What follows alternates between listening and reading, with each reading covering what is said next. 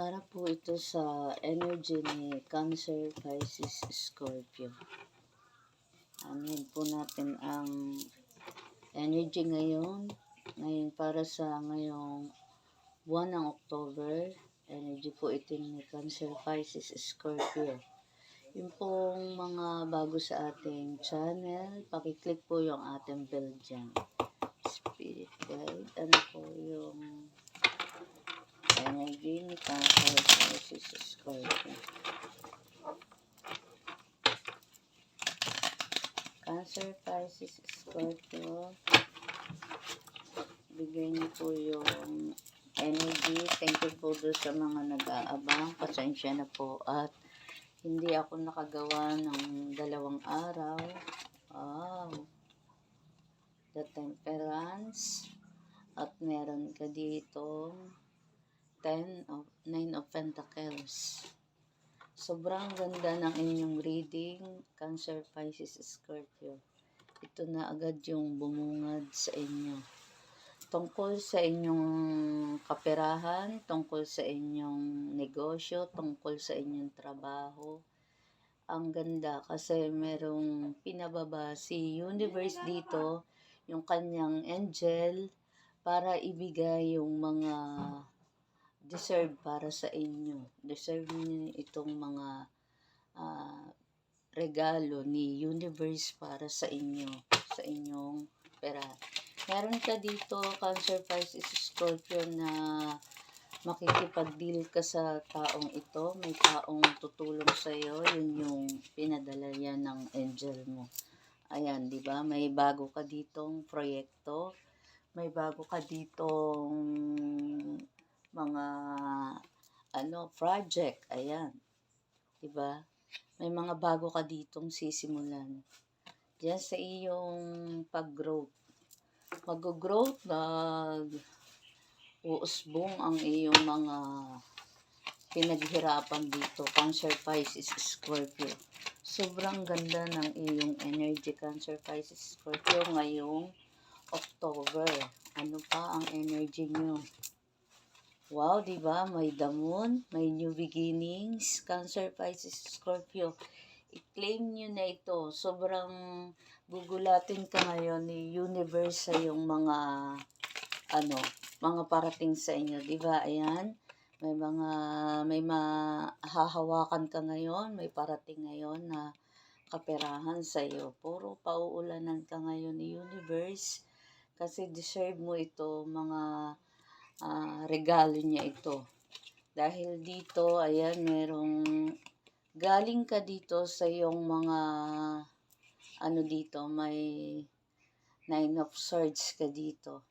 Galing kasi dito ikaw sa mga hindi ka makatulog, sa depression. Galing ka rin dito sa mga taong maraming sinasabi sa iyo na hindi magaganda. May mga tao dito na walang katiwa-tiwala sa iyong mga ginagawa. At dito ay inabot ka na dito ng mga depression kasi ang dami mo ditong obligasyon. Ang dami mo rin siguro dito na pinag-anuhan ng mga tao na siguro sila yung mga toxic sa iyong buhay. May mga taong nagpapahirap sa iyo dito. Kasi may mga taong nagmamanifest sa inyo yung mga ayaw nilang makita ka dito na masaya. Kasi dito ang gusto nila dito ay patuloy ka ditong nahihirapan. Kasi ang dami ditong taong mga naiinggit sa inyo.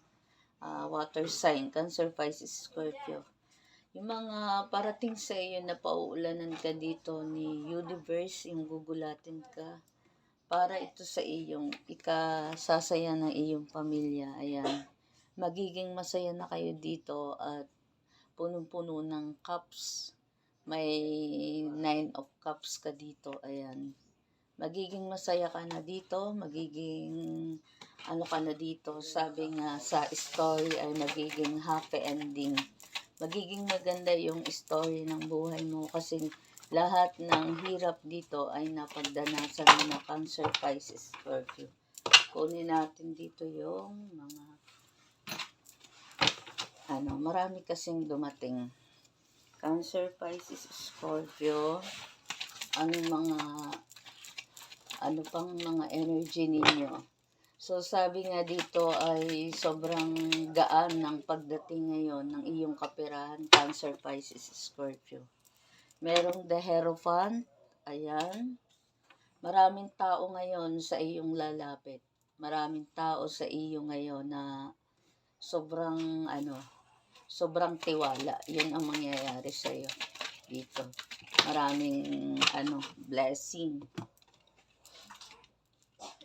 Ayan, meron ka dito na 7 of Swords. Diyan may mga taong nagpahirap talaga sa iyo dyan. Meron ka na 2 of Swords.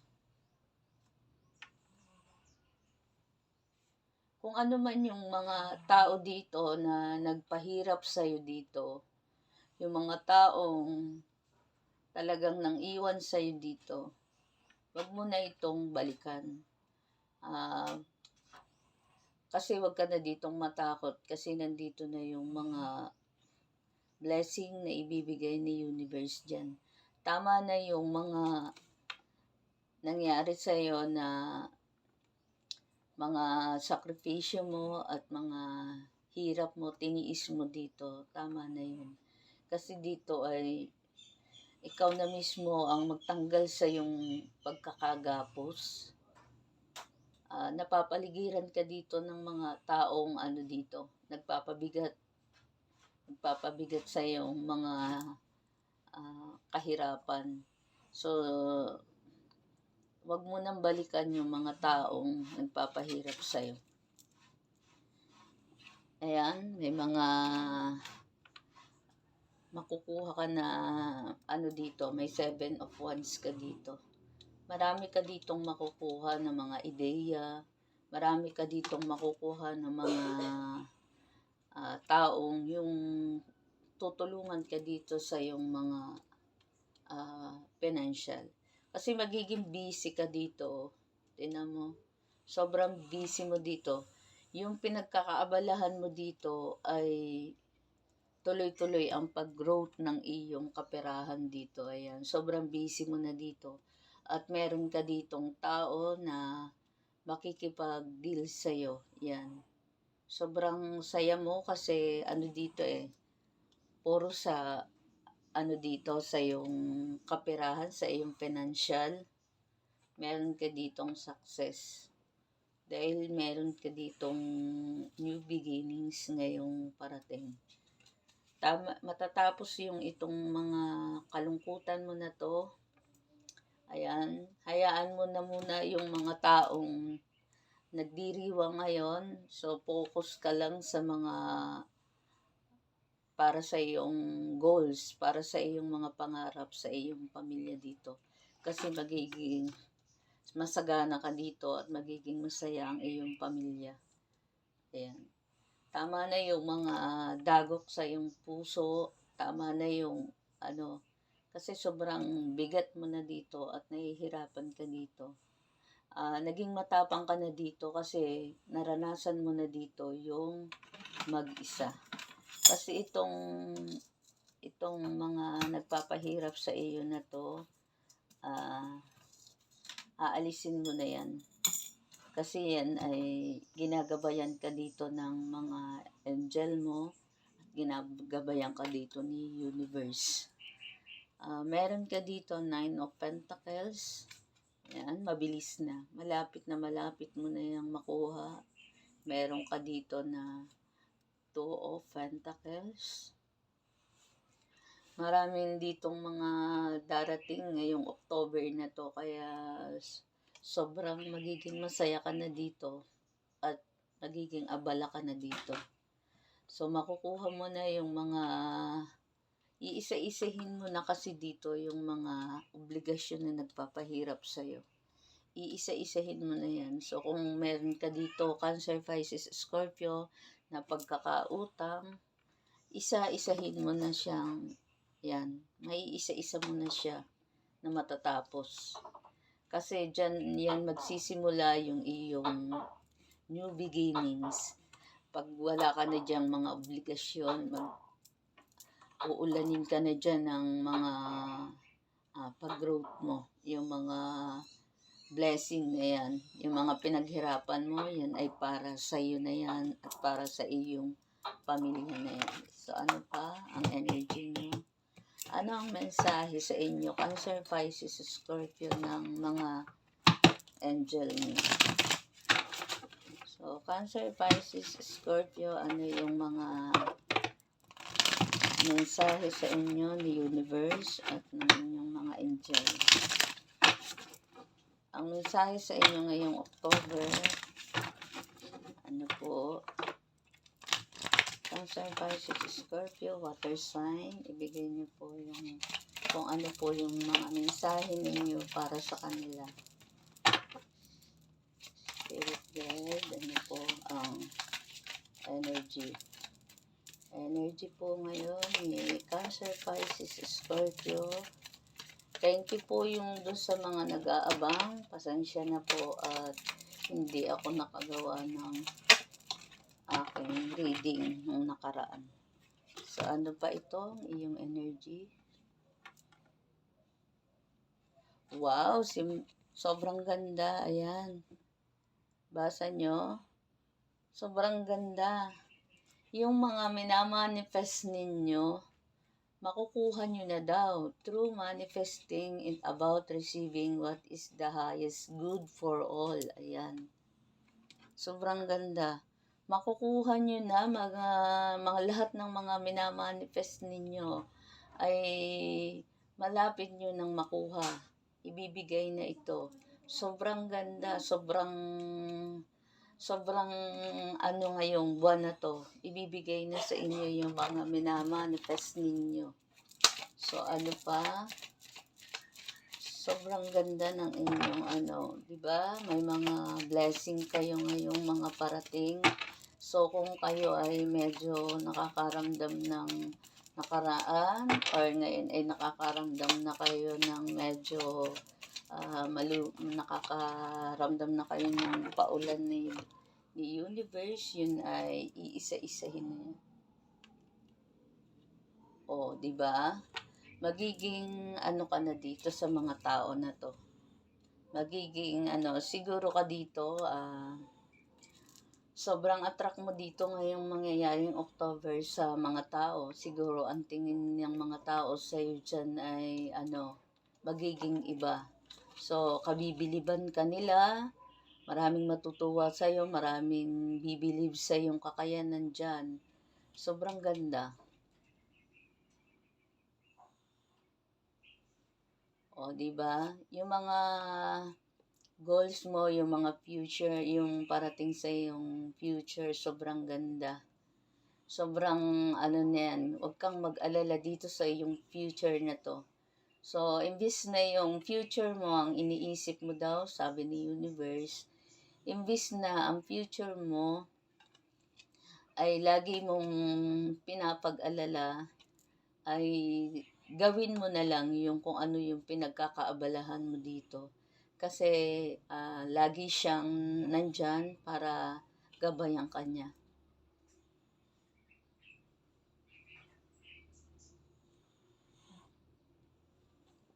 O, diba? Makakaramdam ka dito, Cancer, Pisces, Scorpio. Makakaramdam ka dito ng sobrang gaan, sobrang powerful na pakiramdam. Magkakaroon ka dito ng parang pinapractice ka lang dito ng mga angels mo dito sa iyong mga nangyayari sa iyo para makuha ninyo dito yung mga mapaghandaan ninyo yung mga lahat na mangyayari sa inyo dito. Yan. So, ayan. May mga katotohanan sa pakiramdam mo dito. Lahat ng pakiramdam mo dito kasi yung binigay sa iyo dito ni Universe, yung mga pakiramdam mo kasi dito, tulad na sa pakiramdam mo sa isang tao, yung mga kutob, ayan, yun ay laging totoo. Yung mga kutob na yan, yung yung nakikita mo sa isang tao, yun yung binigay sa iyo, nakakayanan mo. Yung power, yun na nga yung power na binigay sa iyo ni universe. Ano pa? Cancer, Pisces, Scorpio.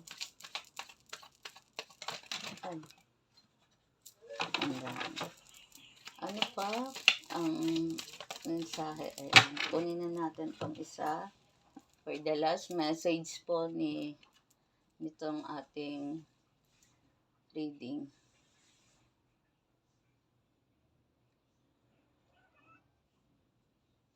O, diba? Lahat ng mga ginagawa mong hirap dito, para ka ditong isang namumuno. Ayan, sobrang power na yon.